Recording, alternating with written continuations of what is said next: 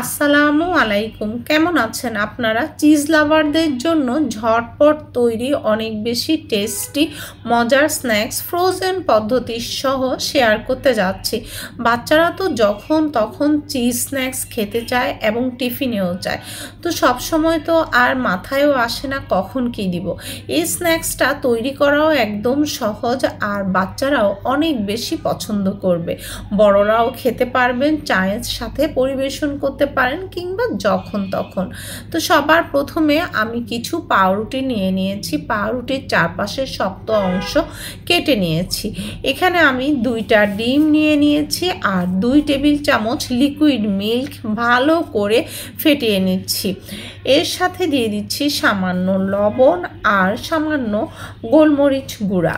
তো এই দুটো উপকরণ দিয়েও অনেক ভালো করে ফেটিয়ে নিচ্ছি। ফেটানোটা যেন অনেক ভালো হয়, তাহলে কিছুটা পাতলা হবে।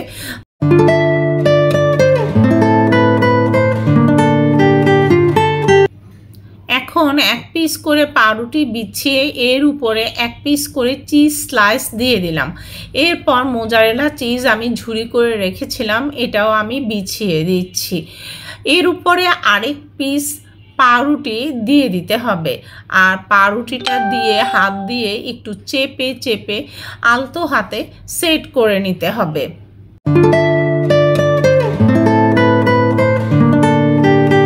সহজ এই ব্যাপারগুলো জাস্ট একটু লক্ষ্য করলেই হলো।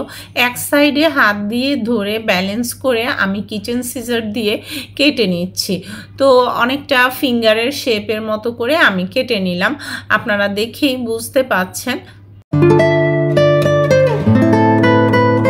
কাটা হয়ে গিয়েছে, আমি আপনাদেরকে কাছে থেকেও দেখিয়ে দিলাম।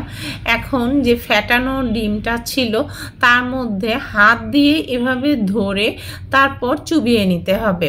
এটা কিন্তু হাত থেকে ছাড়া যাবে না, তো চুবিয়ে সাথে সাথেই কিন্তু তুলে ফেলতে হবে, তা না হলে পাউরুটি নরম হয়ে ভেঙে যাবে। এক্সট্রাটা ঝরিয়ে সাথে সাথে ব্রেড ক্রাম্বসে গড়িয়ে নিতে হবে।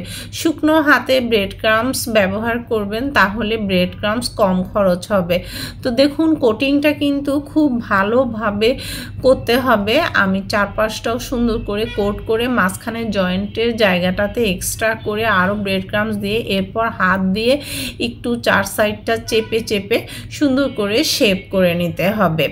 তো তৈরি হয়ে গেল, আপনারা নিশ্চয়ই লক্ষ্য করেছেন।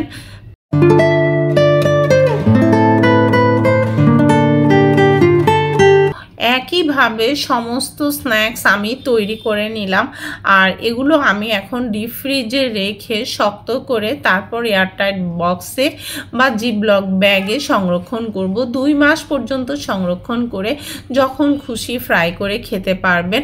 আর এগুলো ফ্রাই করার আগে ডিফ্রস্ট করারও কোনো প্রয়োজন নেই, জাস্ট ডিপ ফ্রিজ থেকে বের করে সাথে সাথে ফ্রাই করে নিলেই হবে।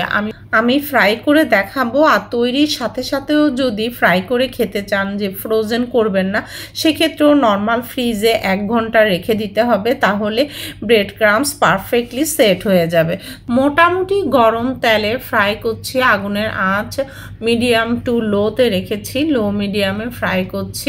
তেল বেশি গরম করা যাবে না, তাহলে দেখা যাবে ফ্রাই করার জন্য দেওয়ার সাথে সাথেই কালার চলে আসবে। তো এক পাশ কিছুটা ফ্রাই হলে অন্য পাশ উল্টে দিচ্ছি। তো সেই পাশও কিছুটা ফ্রাই হলে এবার ঘন ঘন উল্টে পাল্টে ক্রিস্পি করে ফ্রাই করে নামাতে হবে। আর এই যে দেখুন, যখন ফ্রাই হয়ে যাবে আপনার চিজটা কিন্তু মেল্ট হয়ে যাবে, হালকা হালকা দেখা যাবে, তখন কিন্তু সাথে সাথেই নামিয়ে ফেলবেন। আমি ভেঙেও দেখাচ্ছি। সবাই ইউটিউবে চ্যানেলটাকে সাবস্ক্রাইব করে পাশে থাকবেন, পাশের বেল আইকনটা প্রেস করবেন, যাতে করে নো ফেল ক্লিয়ার ডিটেইলস করা রেসিপির ভিডিওর নোটিফিকেশন আপনাদের কাছে পৌঁছে যায়। আর যারা ফেসবুকে ওয়াচ করছেন, ফলো দিলেই পৌঁছে যাবে নোটিফিকেশন। ভালো থাকবেন, পরবর্তী ভিডিও দেখার নিমন্ত্রণ রইল। আল্লাহ হাফেজ।